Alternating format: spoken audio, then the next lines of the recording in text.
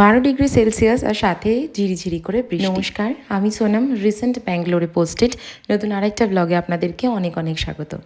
তোমার তো south Indian খাবার ভালো লাগতো, এখন কেমন লাগছে? খুব সুন্দর লাগছে, খুব সুন্দর। আর আমি ইডলিটা এমনি ভালো খাই। ওহো, এখানের মানুষ সকাল হোক বা বিকেল ইডলি বড়া, বেতু বড়া এইসব খাবারেই বেশি বিশ্বস্ত। যাই হোক, বৃষ্টিতে সুন্দর ভিজে নেওয়ার পর আমাদের মনটা আসলেই ভালো হয়ে গেছিলো।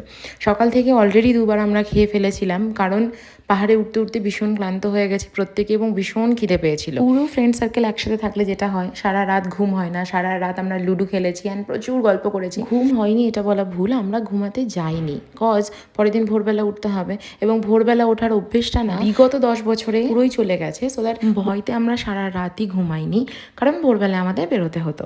যাই হোক, নন্দী হিলসের আশেপাশে অনেক জায়গাতে অনেক ঘোরার জায়গা থাকার দরুন আপনারা যদি কখনো আসেন তাহলে বেশ অনেকটা সময় নিয়ে আসবেন, অনেকগুলো দিন হাতে নিয়ে আসবেন, যাতে করে প্রত্যেকটা ঘোরার প্লেস আপনারা ভালোভাবে কভার করতে পারেন। আজকে আমাদের বাড়ি ফেরার পালা, কারণ পুরো নন্দী হিলস ঘোরা শেষ হয়ে গেছে। ইভেনচুয়ালি আমরা পুরো নন্দী হিলস ঘুরতে পারিনি, বাট যেটুকু দেখেছি। আজকের ব্লগটা এই পর্যন্ত, দেখা হবে অন্য আরেকটা ব্লগে। Bye bye.